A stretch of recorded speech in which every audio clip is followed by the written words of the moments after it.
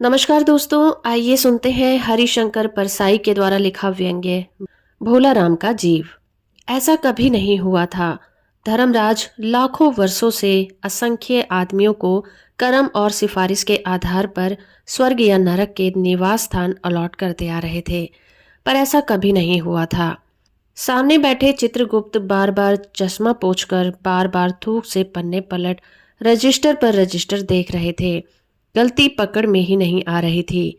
आखिर उन्होंने खींचकर रजिस्टर इतने जोर से बंद किया कि मक्खी चपेट में आ गई।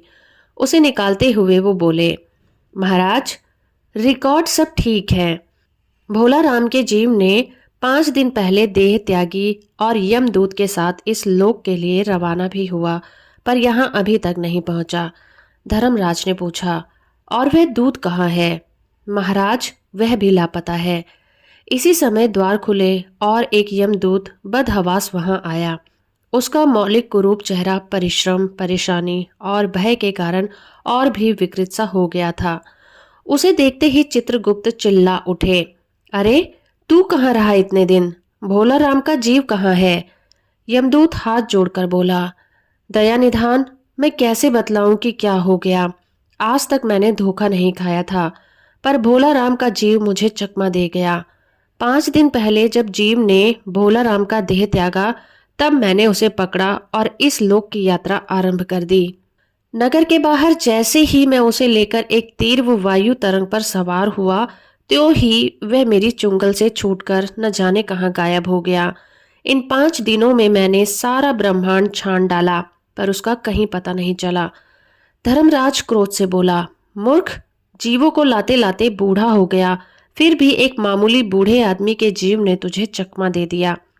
दूत ने सिर झुकाकर कहा, महाराज, मेरी सावधानी में बिल्कुल कसर नहीं थी। मेरे इस अभ्यस्त हाथों से अच्छे अच्छे वकील भी नहीं छूट सके, पर इस बार तो कोई इंद्रजाल ही हो गया। चंद्रगुप्त ने कहा, महाराज, आजकल पृथ्वी पर इस प्रकार का व्यापार बहुत चला है। लोग दोस्तों को कुछ चीज भेजते हैं और उसे रास्ते में ही रेलवे वाले उड़ा लेते हैं। होजरी के पार्सलों के मोजे रेलवे अफसर पहनते हैं। मालगाड़ी के डिब्बे रास्ते में कट जाते हैं। एक बात और हो रही है, राजनीतिक दलों के नेता विरोधी नेता को उड़ाकर बंद कर देते हैं। कहीं भोला राम के जीव को तो किसी विरोधी के मरने के बाद खराबी करने के लिए तो नहीं उड़ा दिया गया? धर्मराज ने व्यंग्य से चित्रगुप्त की ओर देखते हुए कहा, तुम्हारी भी रिटायर होने की उम्र आ गई। भला भोला राम जैसे नगण्य दीन आदमी से किसी को क्या लेना देना। इसी समय कहीं से घूमते घामते नारद मुनि वहां आ पहुंचे। धर्मराज को गुमसुम बैठे देखकर बोले, क्यों धर्मराज, कैसे चिंतित हो बैठे हो? क्या नरक के निवास स्थान की समस्या अभी हल नहीं हुई? धर्मराज ने कहा, यह समस्या तो कब की हल हो गई। नरक में पिछले सालों से बड़े गुणी कारीगर आ गए हैं। कई इमारतों के ठेकेदार हैं, जिन्होंने पूरे पैसे लेकर रद्दी इमारतें बनाई। बड़े बड़े इंजीनियर भी आ गए हैं। उन्होंने ठेकेदारों से मिलकर 5 वर्षीय योजना का पैसा खाया। ओवरसीयर है, उन्होंने उन मजदूरों की हाजिरी भर का पैसा हड़पा जो कभी काम पर गए ही नहीं। उन्होंने बहुत ही जल्दी नरक की कई इमारतें तान दी हैं। वह समस्या तो हल हो गई, पर एक बड़ी विकट उलझन आ गई है। भोला राम नाम के एक आदमी की 5 दिन पहले मृत्यु हुई थी। उसके जीव को यह दूत यहाँ ला रहा था कि जीव उसे रास्ते में चकमा देकर भाग गया। इसने सारा ब्रह्मांड छान डाला, पर उसका कहीं पता नहीं चला। अगर ऐसा होने लगा तो पाप पुण्य का भेद ही मिट जाएगा। नारद ने पूछा, उस पर इनकम टैक्स तो बकाया नहीं था? हो सकता है उन लोगों ने रोक लिया हो। चित्रगुप्त ने कहा, इनकम होती तो टैक्स होता, भुखमरा था। नारद बोले, बड़ा दिलचस्प मामला है। अच्छा, मुझे उसका नाम पता तो बताओ, मैं पृथ्वी पर जाता हूँ। चित्रगुप्त ने रजिस्टर देखकर बताया, भोला राम नाम था उसका। जबलपुर शहर में धमापुर मोहल्ले के नाले के किनारे एक 1.5 कमरे टूटे फूटे मकान में वो परिवार सहित रहता था। उसकी एक स्त्री थी, 2 लड़के और एक लड़की। उम्र लगभग 60 साल। सरकारी नौकरी थी। 5 साल पहले रिटायर हो गया था। मकान का किराया उसने 1 साल से नहीं दिया था, इसलिए मकान मालिक उसे निकालना चाहता था। इतने में भोला राम ने संसार ही छोड़ दिया। आज 5वां दिन है। बहुत संभव है कि अगर मकान मालिक वास्तविक मकान मालिक है तो उसने भोलाराम के मरते ही उसके परिवार को निकाल दिया होगा। इसलिए आपको परिवार की तलाश में काफी घूमना पड़ेगा। माँ बेटी के सम्मिलित क्रंदन से ही नारद भोलाराम का मकान पहचान गए। द्वार पर जाकर उन्होंने आवाज लगाई, नारायण नारायण। लड़की ने देखकर कहा, आगे जाओ महाराज।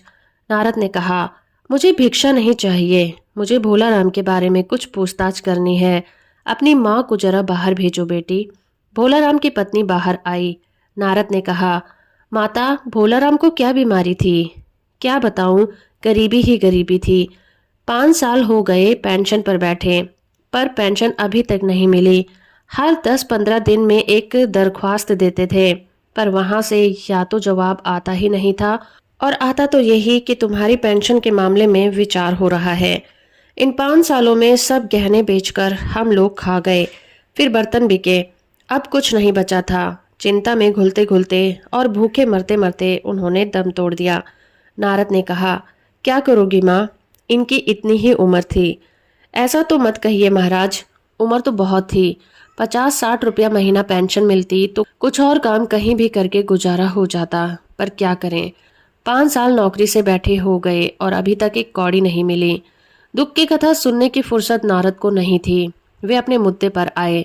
माँ, यह तो बताओ कि यहाँ किसी से उनका विशेष प्रेम था जिसमें उनका जी लगा हो? पत्नी बोली, लगाओ तो महाराज बाल बच्चों से ही होता है। नहीं, परिवार के बाहर भी हो सकता है। मेरा मतलब है किसी स्त्री से। स्त्री ने गुर्राकर नारद की ओर देखा, बोली, अब कुछ मत बको महाराज, तुम साधु हो, उचक्के नहीं हो। जिंदगी भर उन्होंने किसी दूसरी स्त्री की ओर आंख उठाकर नहीं देखा। नारद हंसकर बोले, हाँ, तुम्हारा यह सोचना भी ठीक है। यही हर अच्छी गृहस्थी का आधार है। अच्छा माता, मैं चला। स्त्री ने कहा, महाराज, आप तो साधु हैं, सिद्ध पुरुष हैं, कुछ ऐसा नहीं कर सकते कि उनकी रुकी हुई पेंशन मिल जाए, इन बच्चों का पेट कुछ दिन तो भर जाए। नारद को दया आ गई थी। वे कहने लगे, साधुओं की बात कौन मानता है? मेरा यहाँ कोई मठ तो है नहीं, फिर भी मैं सरकारी दफ्तर जाऊंगा और कोशिश करूंगा। वहां से चलकर नारद सरकारी दफ्तर पहुंचे। वहां पहले ही से कमरे में बैठे बाबू से उन्होंने भोलाराम के केस के बारे में बातें की। उस बाबू ने उन्हें ध्यानपूर्वक देखा और बोला, भोलाराम ने दरख्वास्तें तो भेजी थी, पर उन पर वजन नहीं रखा था, इसलिए कहीं उड़ गई होंगी। नारद ने कहा, भाई, ये बहुत से पेपर वेट तो रखे हुए हैं, इन्हें क्यों नहीं रख दिया? बाबू हंसा, आप साधु हैं, आपको दुनियादारी समझ में नहीं आती। दरख्वास्तें पेपर वेट से नहीं दबती।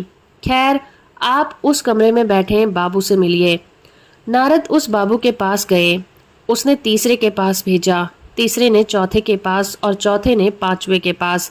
जब नारद 25-20 बाबुओं और अफसरों के पास घूम आए, तब एक चपरासी ने कहा, महाराज, आप क्यों इस झंझट में पड़ गए? अगर आप साल भर भी यहाँ चक्कर लगाते रहे तो भी काम नहीं होगा। आप तो सीधे बड़े साहब से मिलिए, उन्हें खुश कर दिया तो अभी काम हो जाएगा। नारद बड़े साहब के कमरे में पहुंचे। बाहर चपरासी ऊँघ रहा था, इसीलिए उन्हें किसी ने छेड़ा नहीं। बिना विजिटिंग कार्ड के आया देख साहब बहुत नाराज हुए। बोले, इसे कोई मंदिर वंदिर समझ लिया है क्या? धड़ल्ले से चले आते हो, चिट क्यों नहीं भेजी? नारद ने कहा, कैसे भेजता, चपरासी सो रहा है। क्या काम है? साहब ने रोब से पूछा। नारद ने भोलाराम का पेंशन केस बतलाया। साहब बोले, आप हैं बैरागी, दफ्तरों के रीति रिवाज नहीं जानते। असल में भोलाराम ने गलती की। भाई, यह भी एक मंदिर है, यहाँ भी दाने पुण्य करना पड़ता है। आप भोलाराम के आत्मे मालूम होते हैं। भोलाराम की दरख्वास्तें उड़ रही हैं, उन पर वजन रखिए। नारद ने सोचा कि फिर वहाँ वजन की समस्या खड़ी हो गई है। साहब बोले, भाई, सरकारी पैसे का मामला है, पेंशन का केस 20 दफ्तरों में जाता है, देर लग ही जाती है। 20 बार एक ही बात को 20 जगह पर लिखना पड़ता है, तब पक्की होती है। जितनी पेंशन मिलती है उतनी की स्टेशनरी लग जाती है। हाँ, जल्दी भी हो सकता है, मगर। साहब रुके। नारद ने कहा, मगर क्या? साहब ने कुटिल मुस्कान के साथ कहा, मगर वजन चाहिए, आप समझे नहीं। जैसे उसकी यह सुंदर वीणा है, इसका भी वजन भोलाराम की दरख्वास्त पर रखा जा सकता है। मेरी लड़की गाना बजाना सीखती है, यह मैं उसे दे दूंगा। साधु संतों की वीणा से तो और अच्छे स्वर निकलते होंगे। नारद अपनी वीणा छीनते देख जरा घबराए, फिर संभलकर उन्होंने वीणा टेबल पर रख कर कहा, यह लीजिए, अब जरा जल्दी उनकी पेंशन का ऑर्डर निकाल दीजिए। साहब ने प्रसन्नता से उन्हें कुर्सी दी, वीणा को एक कोने में रखा और घंटी बजाई। चपरासी हाजिर हुआ। साहब ने हुक्म दिया, बड़े बाबू से भोला राम के केस की फाइल मंगवाओ। थोड़ी देर बाद चपरासी भोला राम की 150 दस्तखतों से भरी फाइल लेकर आया। उसने पेंशन के कागजात भी थे। साहब ने फाइल पर नाम देखा और निश्चित करने के लिए पूछा, क्या नाम बताया साधु जी आपने? नारद समझे कि साहब कुछ ऊंचा सुनते हैं, इसलिए जोर से बोले, भोला राम। सहसा फाइल में से आवाज आई, कौन पुकार रहा है मुझे? पोस्टमैन है? क्या पेंशन का ऑर्डर आ गया? नारद चौंके, पर दूसरे ही क्षण वो समझ गए। बोले, भोला राम, क्या तुम भोला राम के जीव हो? हाँ, आवाज आई। नारद ने कहा, मैं नारद हूँ, तुम्हें लेने आया हूँ। चलो, स्वर्ग में तुम्हारा इंतजार हो रहा है। आवाज आई, मुझे नहीं जाना, मैं तो पेंशन की दरख्वास्तों पर अटका हूँ। यही मेरा मन लगा है, मैं अपनी दरख्वास्तें छोड़कर नहीं जाना चाहता।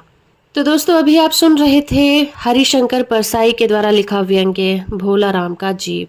उम्मीद करती हूँ मेरा ये प्रयास और ये व्यंग्य आपको अच्छा लगा होगा। वीडियो को लाइक और चैनल को सब्सक्राइब करना बिल्कुल मत भूलिएगा।